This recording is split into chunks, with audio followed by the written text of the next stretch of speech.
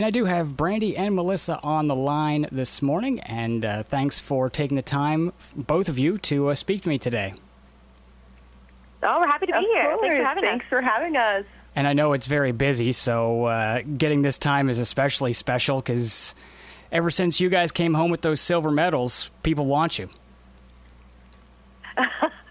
It's been a wonderful reception coming home, honestly, and seeing the scope of how many people tuned in and watched beach volleyball and feeling the love has been really nice. So happy to be back in Canada. Has it just been interviews? What have you guys been up to since Paris? I mean, it's still summer technically. Has there been any beach volleyball? Luckily, I mean, directly after the finals the next day, we did do a lot of interviews, which we were happy to get in there and visit the Canada House and meet a lot of the people who were supporting us, which was amazing. And then we got a bit of a break and did our own little vacation and enjoyed some of Paris, actually being able to see some of the country. And then just have been enjoying some time off, definitely some interviews and videos, and happy to talk about what a historic moment this has been for all of us. And then we're back to training next week. We'll have a competition next weekend, and just trying to get the momentum to keep going for everyone to continue to support beach volleyball as we keep playing, because it doesn't stop at the Olympics for us. You want to talk about sightseeing, but you guys had probably the coolest place to compete of any of the sports set up in Paris. Like, that was some amazing scenery. Oh, wasn't it incredible? I mean, I think beach volleyball is usually one of the more popular sports at the Olympics and usually gets the prime location, but this one takes the cake, I think, by far. It'll be hard to ever top this. Even by the end of our competition, after we'd been at the venue for 2 weeks already, it never got old. Just pulling up to the venue and seeing the Eiffel Tower in the background was such a special moment, and gave me goosebumps all the time. I think it was a venue that was probably the most iconic at the games, and there were many beautiful venues in Paris. But I think beach volleyball definitely got the venue that it deserves, and hopefully we see that momentum grow in our sport, and we got new eyes and hopefully new supporters. But it's something that I'll never forget, the feeling of playing in front of the Eiffel Tower. So for those new viewers and supporters, what is the typical beach volleyball season? I mean, the seasons have varied year to year, but typically you would start in the early spring in terms of World Tour competitions, and then you're looking into as late as December. There are a lot of different tours as well. We also play on the American Professional Tour, so that's all summer and deeply into the fall. So you can pretty much watch beach volleyball from April to December. Well, I wouldn't have thought that, especially in the winter months. Definitely, but there's always a hot beach somewhere in the world that you can go to. So. That is true, and I'm assuming that one of those beaches has never been in Nova Scotia. I don't know if we could support beach volleyball here. Yeah, that'll be the next tournament for sure. Yeah. I'm assuming you guys have never been here for competition. Have you guys ever visited Nova Scotia? Yeah. You know what? Did we ever go there for an indoor volleyball event, Brandie? I can't remember. I'm trying to think. It hasn't been a place I've been to that often, unfortunately. So it's definitely high on the list.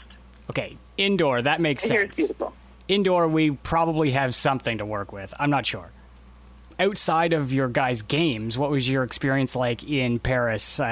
Because you're just mingling with other celebrities and sports figures from all over the place. It must have been quite the experience.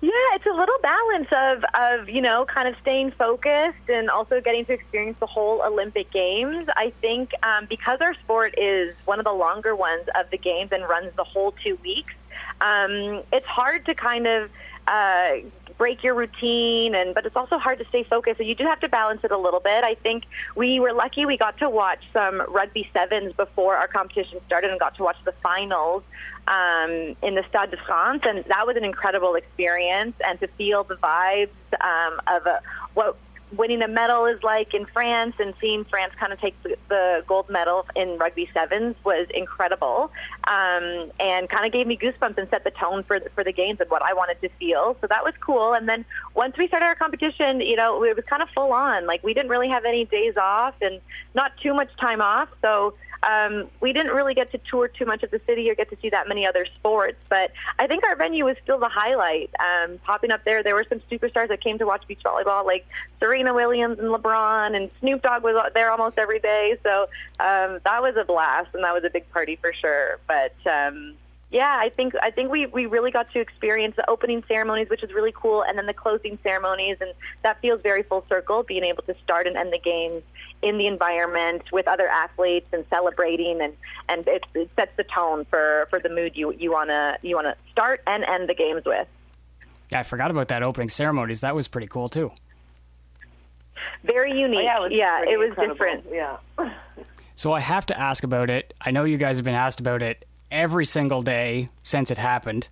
So I'm going to try to put a different spin on it and tell you what I was thinking when I saw the little skirmish by the net. It felt to me like... Let's hear what you were thinking. It felt to me like a hockey fight was about to break out. It didn't... For 1 second... We have to represent Canada. No, I'm kidding. That's what I thought. For 1 second, I was like, this is not beach volleyball. This is hockey.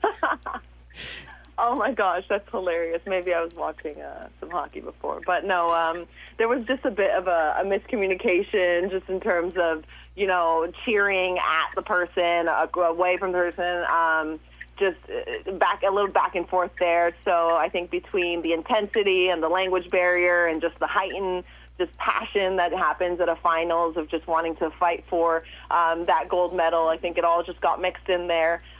So it got a little bit heated, but we got to a peaceful resolution, and by the end of the game, we went back to each other and just, apologized, showed lots of love, lots of respect, and I mean, we've all been friends our entire careers. There's never been problems, so it just really was a heat of the moment. And that's what happens in sports, and that's why it's such a beautiful environment. Just so much energy is there. So I think people got to see a big side of that. I mean, medals were on the line, so it can be excused. Exactly. And you guys came away with 2 amazing medals, and it was awesome to watch both of you guys, and awesome to do this interview. This is crazy for me. And